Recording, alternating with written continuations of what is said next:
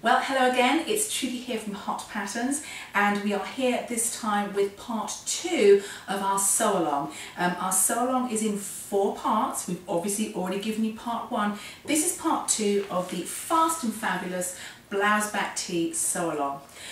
In part 1 we prepared our pattern, we prepared our fabric basically by washing and drying it, and now in part 2 we're going to do 2 main things. The first thing is we're going to lay out and cut our fabric out, and the second thing is we're going to prepare what I call the little bits. Basically the neckband, the sleeve bands, and we're going to prepare the blouse back. So that in part 3 we put all the pieces together. So that's what we're doing on this one. Now before we do this, I wanted to explain to you something about muslins for t-shirts. So let's have a look at our other samples we've got for you.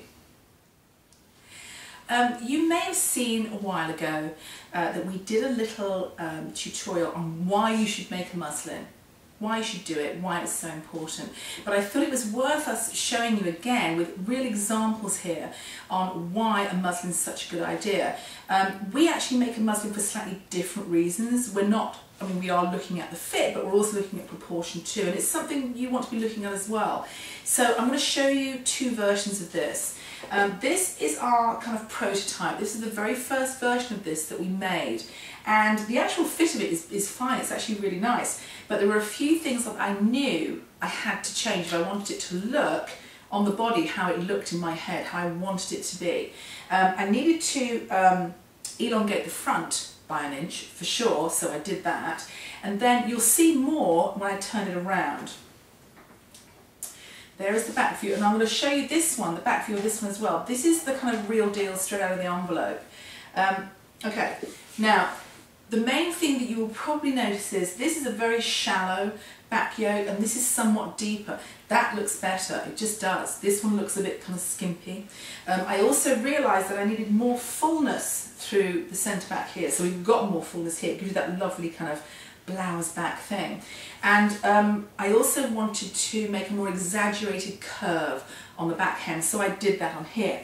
The other thing to point out to you is this. You may notice this is a woven, this one on this blouse back. So yeah, you can use a woven as long as it's kind of light and kind of billowy and kind of drapey and lovely. Don't use something like a, you know, like a chambray or a shirting. That's going to just look a bit clunky and not very nice. You want something very kind of, you know, fine and filmy, a voile, a cotton gauze, a, you know, a batiste, a Swiss dart, a charmeuse, I mean anything like that, something kind of drapey and lovely. So you can see now we've made little changes from the prototype, the original, and this is our finished shape. On this one actually I've done a few little extras. I've done double neck and sleeve bands, which I'll show you in part 3 or part 4, I'm not sure when it will fit in, but it's a little twiddly thing you can do if you want to. It's not in the pattern, but it's dead easy to do, so I'll show you that later. However, having said all that, now we're getting down to it. We are now going to lay out our fabric, cut out our fabric, and prepare the small parts. So I've had to ask my lovely dress formers to kind of get out of camera shot because there's not enough room for all 3 of us in here, to show you how I'm going to lay out the back, the blouse back part, and cut that. Now, this is pretty easy to do. You are just using your one fabric, your contrast fabric, and you've got to do 1 piece and you've got to cut it on the fold.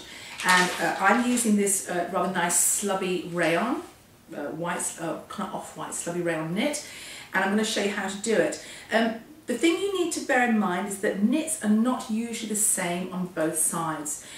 The front side, the correct side, is normally folded inside the piece when you buy it, but of course we wash ours, so that's not really much help.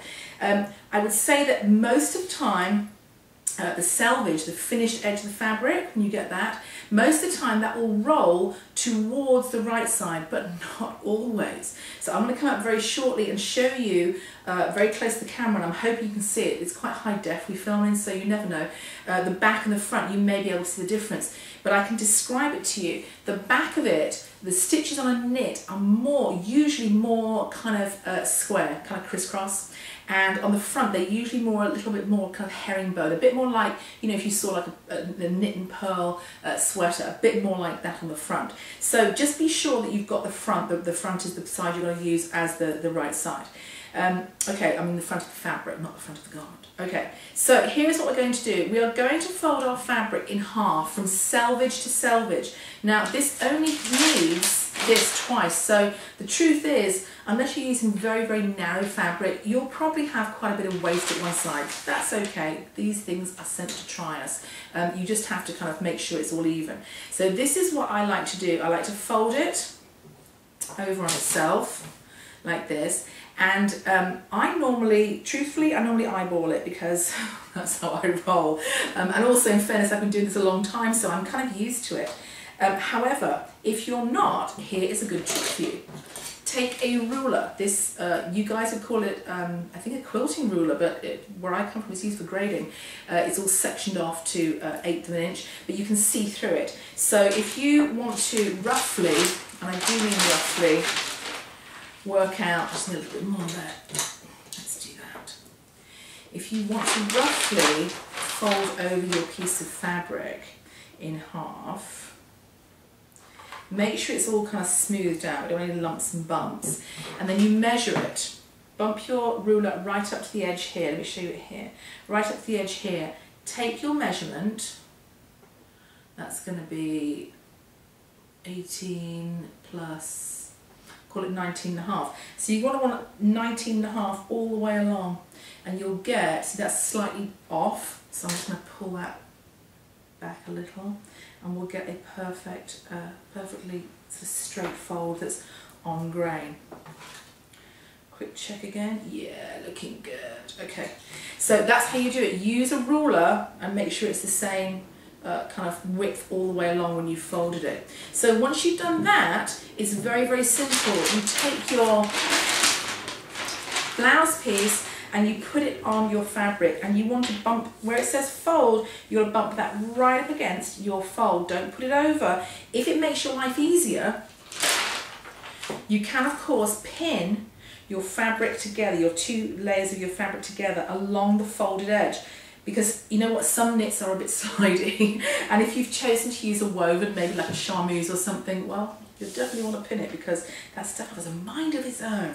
So okay, yeah, so you can pin along here just to hold it if you wish. It's really your call. Now, we've got it pinned and it's all nice and flat and it knows what it's doing. This fabric doesn't have a direction one way or the other, so it doesn't matter if I cut it with the bottom here or the bottom there, it doesn't matter. Yours may be different, so just make a note of that. Okay, so you bump the line right up against the line here, and when you've got knits, sometimes they move around. You can just scritch it kind of to lay flat underneath here, so it's all, you know, laying nice and straight, and you haven't got a big kind of boing of knit that goes in there and means that you haven't got enough. You know, when you cut it, it all distorts. You don't want that. So it's all laid out nice and flat, and now you can pin your pattern on. Now, the truth is, I would normally not pin. I'm not very good at pinning my pieces unless they're really tiny and fiddly. I normally whack some weights down, you know, glasses, pin boxes, and I draw around them and then just hack them out like that. But the proper way to do it, and we're trying to do this properly, is to pin it through. So, pin through all your layers. And the very important things, apart from obviously the shape here, to get are your notches. On here you have a notch here that will tell you where your gathering for your blouse back starts and stops. So that's a really important thing to get correct. So we're going to pin it all around the edge. I mean, you don't need a vast amount of pins unless you're not used to cutting out knits or your knit's particularly slidey. You put in as many or as few as you're comfortable with. There's no real right or wrong on this one. You know, the sewing police aren't going to come down and take you away for not pinning your pattern enough, so don't worry about that. Okay, now you have pinned it. It's all pinned, it's all good to go, and now it's simply a matter of cutting around the edges, right around here. Okay, that's what we're going to do next, and then I'll unfold it and you will see exactly what it looks like. So now, yep, it's time to get snipping. You need to be using your fabric scissors, of course. Your fabric scissors are never used for anything other than fabric, you've got it.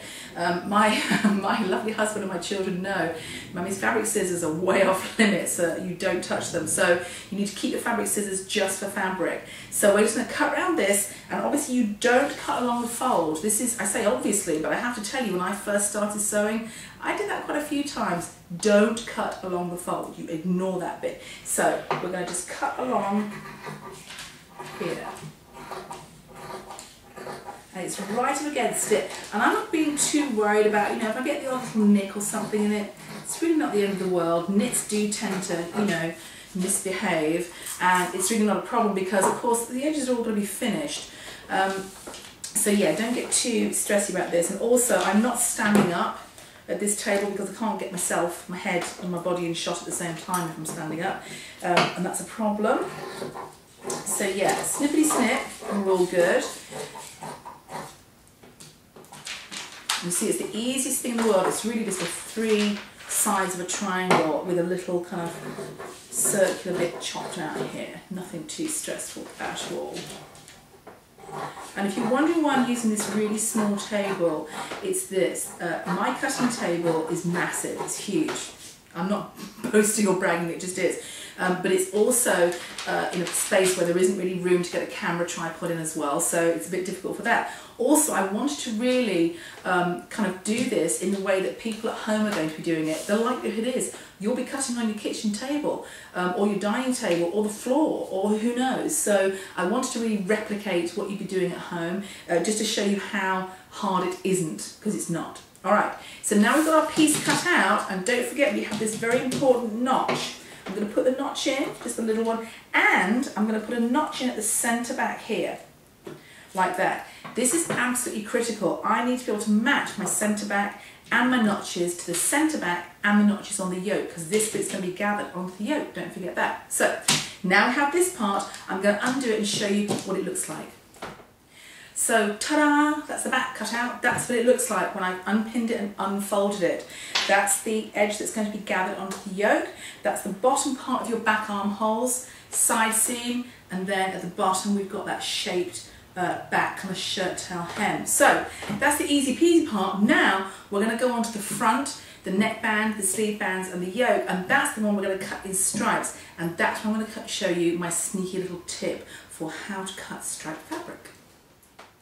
Okay, the stripy part, here it is. Here is my yard of stripy knit fabric, very lovely. This is a round lycra mix, one of my favourite fabrics. This is a 4-way stretch, means it stretches across the piece and up and down. Doesn't need to be, it needs to really just be a 2-way stretch. So, I'm going to show you how I would normally cut out striped fabric, and bear in mind that I really like my striped t-shirts. I do this a lot, so I've kind of got it down. Okay, so your pattern will tell you to cut on the fold. That's quite normal, you do want to cut it on the fold, but when you're cutting with stripes, you need to be a little more circumspect. You need to take a tiny bit more time, not a lot, not like 5 minutes, to just get this right. So here's what we're going to do. We're going to cut it flat, not on the fold, and there is a reason for that. We want our stripes to be perfectly level, perfectly horizontal. We're not going to take any shilly-shallying of stripes, oh no. And here is what I normally do. I will find my hem notch, you can see it here, and I'm going to, let me just reach for my, oops, it's far away, reach for my ruler. I'm going to kind of make sure that I get it, what is it, it's 1.5 inches, alright. So I'm going to fold this up 1.5 inches all the way along. Just double check on that, yep, perfection. Okay, can you see that? I folded it 1.5 inches, that's my hem allowance. And I'm now going to just roughly pin this in, just for now, just a couple of pins to hold it. And you're probably looking at going, why? You're not going to have a hem? Yes, I'm going to have a hem allowance, but I will show you.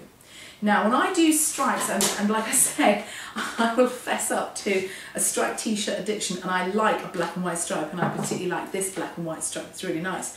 I often cut this particular fabric in t-shirts with a flat bottom at the front. So what I like is this, I like the bottom edge of the black stripe to be where it finishes. I know, it's a bit kind of finicky, but just, you know, that's how I do it, I don't care. So I'm going to find, where are we? and I'm going to make sure that my pattern lays along the edge here of the stripe. That's what I want it to do. So that's the finished edge of my pattern onto the bottom edge of the black stripe. And now I'm going to undo it, undo the hem that I've pinned up, and fold it down and just pin it into position. And you notice that I'm not, of course, going to cut along this fold line here, even though it has been known for me to do it by mistake in the past. So I'm going to pin it around these edges, the bottom, the sides, the armhole, the shoulder and the neckline. I'm going to pin around those, and then I'm going to cut around those. But before I do, I'm going to do one very sneaky little trick, which you'll be very impressed with. Oh yes, you will. So just pinning these as I would normally pin them. There's no special trick to when you're pinning this.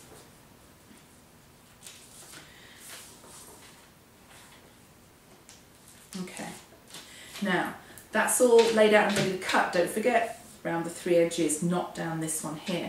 But I am going to put a line of pins, just very gently and very carefully, right up against the edge.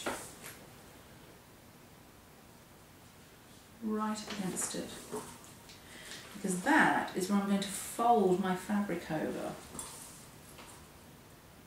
So I want my fabric stripes to match at both sides, because that's how finicky I am. When you're wearing stripes, you want them to be perfect, because if they're not, they really look kind of horrible. Okay, so now I've marked that out, I'm now going to cut my front out. So let me cut the first part of it here, and you can swell. Let me just do it while I'm sitting here, while I can just grab it. This is a big table, you don't realise. Okay, so there's my fold line here. Don't forget that's laying right against the bottom edge of a black stripe, and because I am of course middle-aged, I now have to put reeds on to do this, to make sure I do it properly. So along here. Now you can, if you wish, when you get to the fold, put a little tiny notch in. When I say tiny, I'm not kidding. I mean a little tiny snip, just the littlest, probably not even 1/4 of an inch. And that kind of helps you to just, you know, make sure you're getting the right place to fold. But we've already put our line of pins in, so we're kind of good to go on that one. I don't really need to do so much of this, the kind of pin line on this fabric, because it kind of does behave itself pretty well, but your knit may be different, so it's useful for you to know that that's a good thing to do. So far, so fabulous. I'm just going to swirl this down a bit, because I don't think swirl is a technical word, but you know what I mean. Okay, I'm just going to pull this down a little so it's in camera. We don't have to lunge either way, and just move it around a little. I know I'm kind of contorting myself a little. This is why I normally cut on my big cutting table and not sitting down either, because I don't normally cut on camera. Right, to the pin there, and then again a little teeny weeny baby, oh, tiny notch, hardly anything. Okay, so now we've got our first half cut out. Now the trick is to undo all the pins apart from the ones we put along here and fold our fabric over. You're not going to use this piece again. You're going to say, I love you piece, but before I do, hem notch. Say, I love you front piece, but I don't need to use you again, not for now anyway. Oh, and front sleeve notch. Honestly, I get so excited about folding it properly, I forget my other notches. Okay. Alright, now take that away, and you're left with your little pin lines here and your little notch and your little notch. Now here's what you're going to do. You're going to pull the fabric towards yourself, like this, and you're going to fold it back on itself, and you'll find your pins that you've already put in, because they are going to help you out. They're going to keep things nice and even. And if you can see this, when I'm folding it, the top layer I'm folding it onto almost disappears into the bottom layer, because the stripes match up so very perfectly. That's what we want. So we're going to do that. Just lay it down, smooth it out. Very smooth it out. It wants to really match in every single way. If you have to kind of persuade the fabric to sit in a different direction to make it do that, then by all means do so.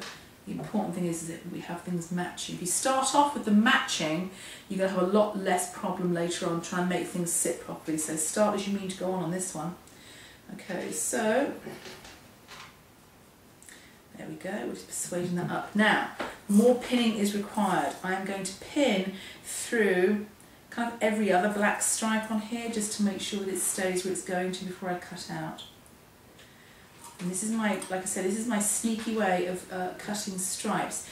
I say it's my sneaky way, it's the sneaky way. Lots of other people do this. It's not like I own this particular method, but it's just useful for you to see it.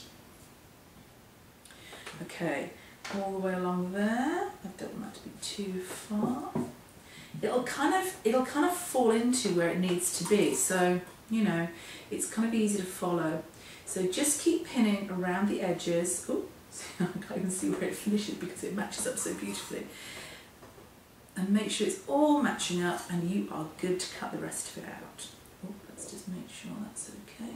Of course, this isn't such a trauma on a straight-sided piece like this, but if you ever cut a stripe piece that's got curvy seams, you really need to make sure they match up, otherwise the whole point of it is going to be lost. So now I'm going to cut this out. Oh, reading glasses once again. Okay, and we'll snip through that. Up to here. And around the neckline, make sure that pin doesn't get in the way of my scissors or there'll be trouble.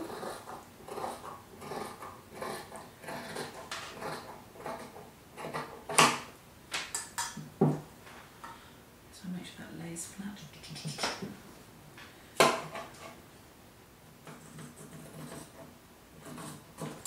Okay. Pull it towards you again. Again, like I say, I wouldn't be doing so much pulling towards me if I was cutting on my cutting table, but hey, you'll probably be cutting on your kitchen table, your dining table, on the floor or something, unless you're a lucky bunny and you have your very own cutting table. Okay, I'm just going to tap that part off, spin it around so I can get this. And don't forget, when you do this, you need to make sure that all your notches go where they need to be on both layers. So, where's my sleeve notch? Oh, there you go, hello. Put that in. And my hem notch, well, we know what that is at the bottom of there. And I'm going to put a centre front notch through here, just a little, the tiniest nick, to make sure that when I put my my neckband on, the centre of it matches up to the centre of the garment. Okay, so now my front is cut. Let's just unpin that so you can have a look, because I really think it's useful for you to see how well this has come out. And like I say, with stripes, if you get it right to begin with, then your life's going to be so much easier as you go through. So let's just take a look at this. Oh, and the other thing to mention about stripes is this. This is something that's actually quite key.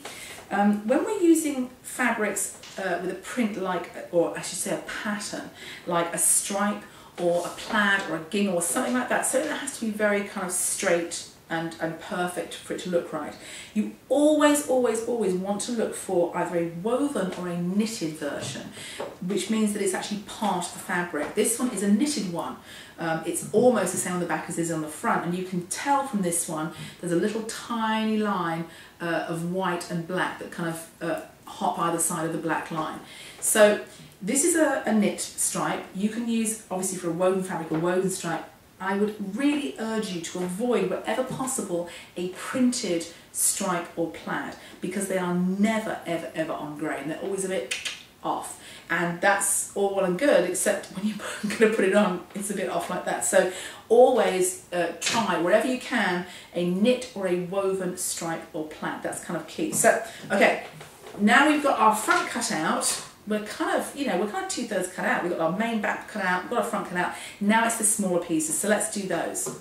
Now, we have got a pair of sleeves, a yoke, some neckbands and some sleeve bands to get out of here. Well, this is easy enough. You can see I've got a large piece at the bottom here. That's probably going to be my neckband, maybe my sleeve bands too, who knows. But let's go on and do our sleeves and our yoke. Okay. Our sleeves we're going to do in a very similar way. We're going to cut one, And we don't actually want to match the stripes from here going into the sleeve. We do not want to do that. We actively don't want to do that, because if we do, we're going to end up looking like just a big stripy person, and it's like, oh, terrible. So we're going to do the same thing. We're going to basically match up at the bottom here, but of course bear in mind that we've got a seam allowance, so we're going to get half a stripe through the bottom here, which is actually not a bad thing, because you don't want it to match up too much with your sleeve band. So, okay, we're going to do the same thing. We're going to match the bottom up to the black, the bottom of the black stripe there, pin it, cut around it, and then what we'll do is flip the piece over again and do the same thing, because you just want it to be a mirror image of this one. Okay. So you actually need a little bit less than a yard for the front and all the bits and pieces, but you never know. If you're matching patterns, if you're matching stripes, you're matching plaids, who knows? So we always give you just that little bit extra, just in case, because you never can tell. Can you tell I'm losing my voice? I'm getting over a horrible cold. So, snip, snip, here we go.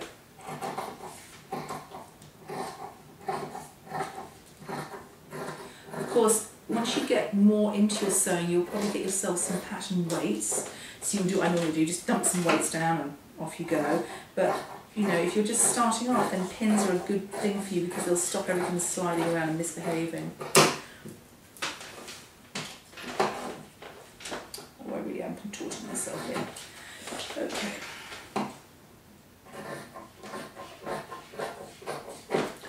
Okay, there's sleeve number 1, and now we're going to put the notches in. Top notch here for the sleeve head, front notch for the front of the sleeve, and the pair of back notches for the back. So we've got the one that goes at the top here, one there, and 2 at the back. That's how it works.